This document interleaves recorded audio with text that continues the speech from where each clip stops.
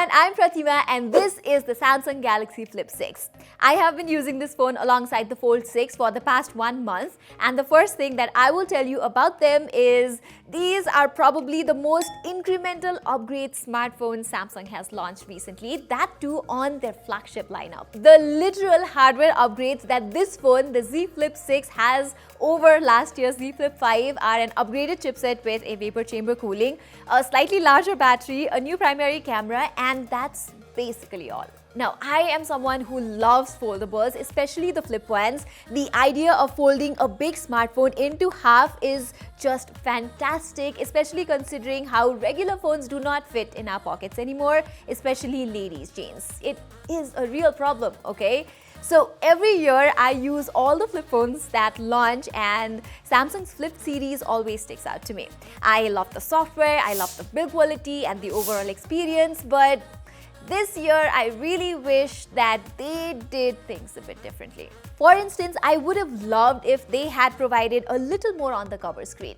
I wish Samsung had made it a little bigger like the competition. It's practically the same as the Flip 5 screen, so maybe Samsung could have worked on the aspect ratio a little bit. But there are a few things that Samsung has added on the cover screen here, functionality-wise, like you can stack more widgets along with including a few new AI features like ambient wallpaper. But that aside, I think the entire idea of having a cover screen is to be able to do most of the things without having to unfold the device. Like, although I can access the quick toggle settings from here, I cannot customize it. So if I have to turn on hotspot or use quick share, I will have to unfold the Flip 6. And the cover display is still not as bright as the main display here, so under direct sunlight, the visibility can take a hit sometimes. I think an anti-reflective coating like we get on the S24 Ultra would have been great here. Now, talking about this main display, I do not have many complaints though.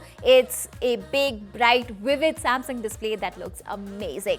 Yes, I am not going to lie, there is a crease and you can see, touch and feel it. I know Samsung could have worked to minimize it a bit, but in my usage, there were very few instances when I was actually bothered by it. So honestly, I chose to ignore its existence altogether. Besides that, interacting with this display is a great experience. The vibration feedback is great, the touch response is amazing, and the speakers are nice, loud and balanced too. Again, they are slightly inferior to the Galaxy S24, but they do the job right, so no complaints. Samsung has even worked to make the overall design a bit more robust than before, especially the new IP48 dust and water resistance has already come in handy during this monsoon season and when I was in the desert safari in Dubai last month. Also, I found the hinge to be more stronger as well thanks to the new reinforced aluminum.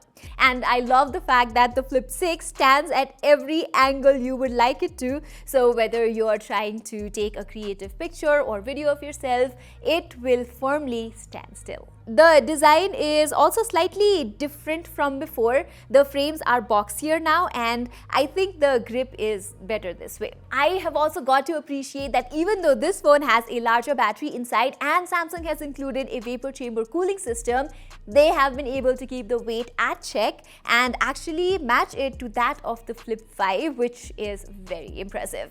I also got this cute cover with this little lanyard loop which comes so handy when I had to take a selfie, record a video or just carry the phone around. Anyway, one of the other changes that Samsung has brought around this year is the inclusion of the Snapdragon 8 Gen 3. So power-wise, there is no compromise here. Then again, even though this phone can play most of the games with good FPS and stability, its form factor is a little weird for gaming, and yes, it heats up as well. I know there's a vapor chamber cooling inside which Samsung says is as big as the S23 Ultras, but it's only there on the top half of the phone, so when you play Genshin Impact for like 30 minutes or run a demanding benchmark or shoot 4K videos under direct sunlight, the temperatures will rise above 45 degrees, especially on the lower half. Other than that, the Flip 6 will give you a basic Samsung phone experience. You're getting clean software, 7 years of OS commitment, and all the AI stuff inherited from the Galaxy S24 series, plus a few new ones as well. Like everyone else, my favorite is this live interpreter feature where the Z Flip 6 makes full use of the cover screen in the flex mode to translate languages. Now, I am someone who travels a lot, so this feature can come quite handy. The other one that I frequently make use of is the AI voice summary that summarizes my voice notes into meaningful pointers.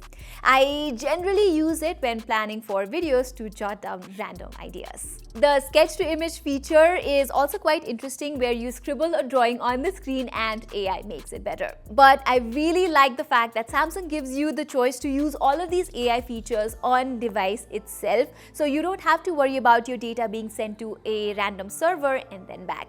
There actually is a separate setting which you can turn on for this. I guess that is the reason why Samsung has upped the RAM from 8 to 12 GB this time, because processing all those things does require a lot of on-device memory. With that said, I am also delighted to report that Samsung has finally fixed the biggest issue with flip phones this time: the battery life. I could finally get an entire day of usage out of this phone under normal circumstances, meaning doing my regular work. I was able to get almost 6 hours of screen on time on this phone, which in my opinion is a huge leap for a clamshell foldable like this one. To put things into perspective, that is the same kind of backup that I got when I used the Galaxy S24. So if nothing else, I am happy about the battery life here. The overnight battery drain is also around 2% only, so that's a plus.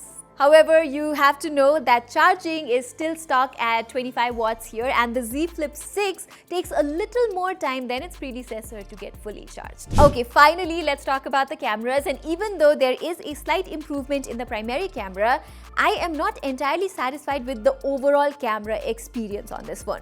It's not because Samsung did not bother to include their best camera tech like a big 200 megapixel sensor or the insane 100x telephoto lens, but for some reason the color optimization is also different. The Flip 6's photos remind me of the punchy and contrasty output that we used to get on old Samsung S series phones 2 years ago, while right now with the S24 and S23 series, Samsung has moved towards a more natural kind of processing.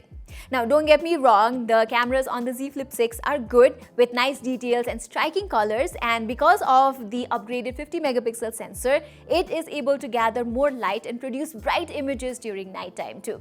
And the high-res selfies that you can take from the cover screen are pure love. But the major miss for me, apart from the color optimization, are two things. Number one, there is no basic telephoto lens, which means I am stuck with clicking 1x and 2x portraits only. Number two, you still don't get some flagship features like being able to switch between the lenses while recording at 4K 60 FPS. What I'm trying to say is, with the Z Flip 6, you will get a decent enough camera, but you will not be able to enjoy all the perks of a flagship camera, which is something I really hope to see improve in the next generation of flip phones from Samsung. Alright, conclusion time. So should you buy the Samsung Galaxy Flip 6? Well, if you're using the Galaxy Flip 5 or the Flip 4, the answer is a definite no. The changes that Samsung has brought are so incremental, it's just not worth the upgrade. But if you are thinking of investing in your first flip phone, your first ever flip phone, getting the Flip 6 is not a bad idea at all. From the battery life to build quality to foldable specific features, Samsung's flip phones have come a long way. In fact, if you ignore the 3x telephoto camera, the Z Flip 6 is basically like the S24 Plus that you can fold into half. Still, I definitely think Samsung needs to be more aggressive with keeping up with the competition when it comes to the cameras and the nearly creaseless internal display that you get on something like the Motorola Razr 50 Ultra. But other than that, the Samsung Galaxy Flip 6 pretty much nails all the basics of a good clamshell foldable in 2024. So everybody, that was all for my full review of the Samsung Galaxy Flip 6 after a month. I will be coming up with my review of the Fold 6 as well, so if you don't want to miss that, don't forget to subscribe to our channel and hit that notifications icon. Saying this, I'm Pratima and thank you so much for watching.